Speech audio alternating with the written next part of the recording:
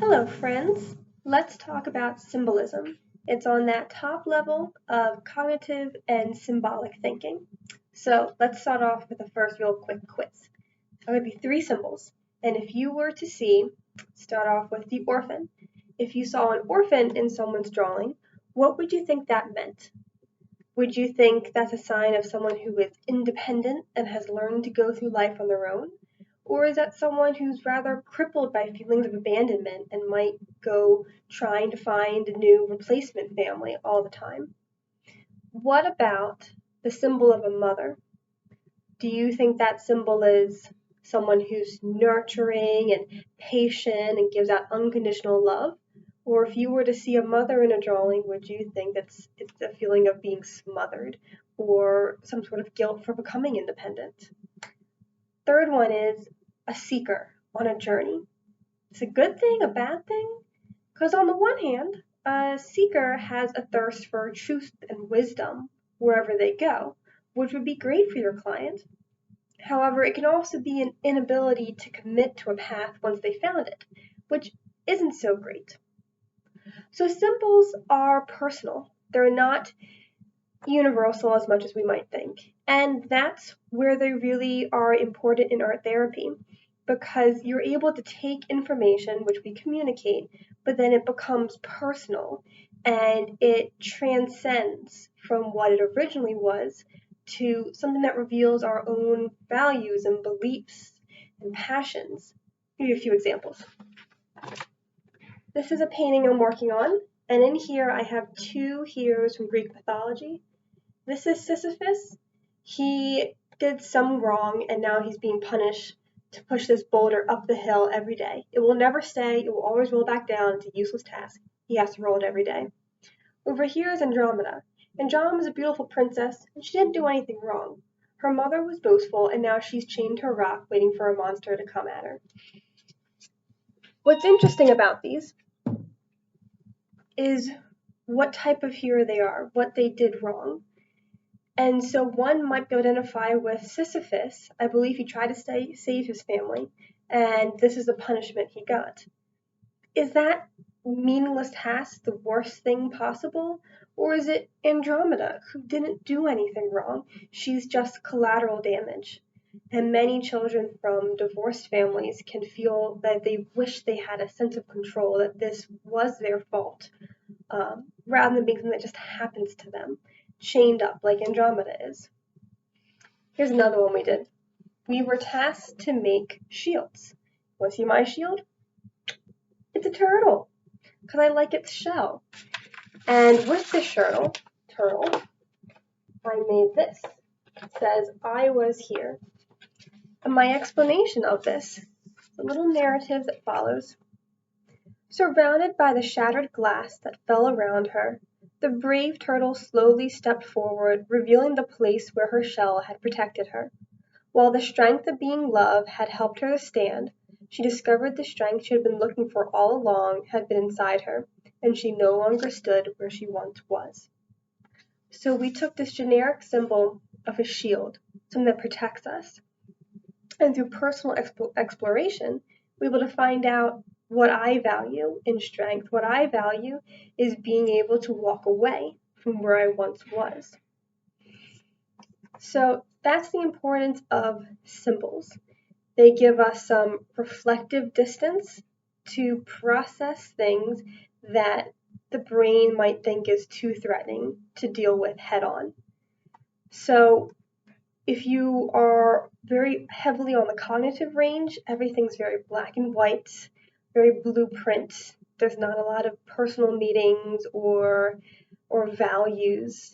You don't look at something like one of these myths and say, oh, Andromeda the princess, that's how I felt, being collateral damage in a way. That it wasn't my fault, but I was stuck there. You need some symbolic thinking to have a story or a myth resonate with you. So in the middle is a good balance where you need to be, because you can think and problem solve intuitively and you can find some personal meaning. And through the use of symbols, you can really discover some of the things that have been bothering you or the way you see the world that might be too dangerous to work at head on. And so you work at it through these symbols. So some examples that I know of this, something that you can do. One of the first is to have the person, or you can do it yourself, draw a scene from a story, a myth, a nursery rhyme, a Marvel movie, whatever comes to mind. And then we'll look at who's in it and what does it mean. I read of a session of an adopted mother and adopted daughter, and they were fighting a lot, and they were asked to draw any fairy tale that came to mind. And the mother drew the moment that the fairy godmother turns Cinderella into a beautiful princess with a beautiful dress, and that's what she wants to do with this child. She wanted to give the child everything. Want to know what the child drew? She drew Goldilocks in Baby Bear's bed. She felt this was a perfectly happy and good family until she came along and felt like an intruder. So when these two individuals talked, they weren't talking in these terms. They were just talking with, oh, you're always grumpy, you don't listen to me, I told you to do this already. But when you're able to work with symbols, you can look at some of those underlying feelings. Another example is sand tray therapy. You don't need artistic and drawing abilities to do sand tray therapy. You have a wall of figurines and you put the items on the stand and you try to make a story out of them. Or don't, it doesn't have to be a story. But what items you include or don't include can tell us a lot about what's going on. If you have a plane crash and other natural disasters, we can see there's a real storm and conflict and fear happening inside.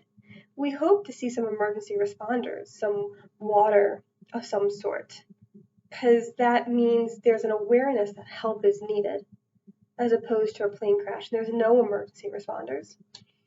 Also, if you have a lot of nature and lush and green, that can be a sign of being mentally healthy and healing, as opposed to a completely barren landscape. And the third is a treasure, sort of like this. Anything gold doesn't have to be treasure, sparkly and whatnot. And that represents that you see something good, something valuable in yourself that you wish to protect.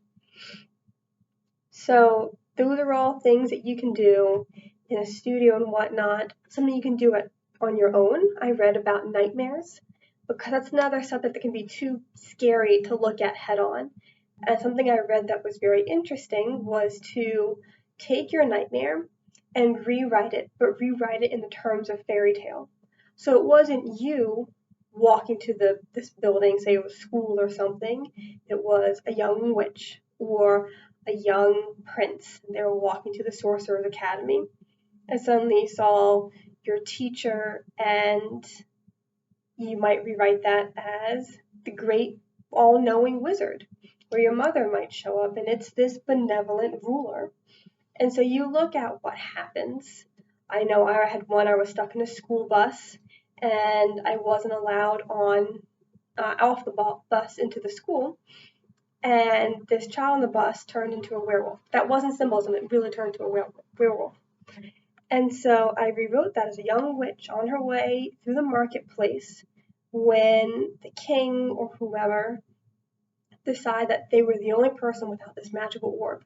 And because they didn't have this magical orb, because they didn't belong, that was the crux of this message. They didn't belong, so they had to stay behind. And the group of people that they had to stay behind with, they were fakes and frauds and in disguise, and they were actually monsters. And there was this fear that I was just like them, and that I wasn't actually this young witch who had been accepted to the witch academy that I thought I was. So that is symbolism. That is why we work a lot with symbolism in art therapy, why it's an important level of the ETC, and you can include it where you think can be important with your clients. All right, have a good one.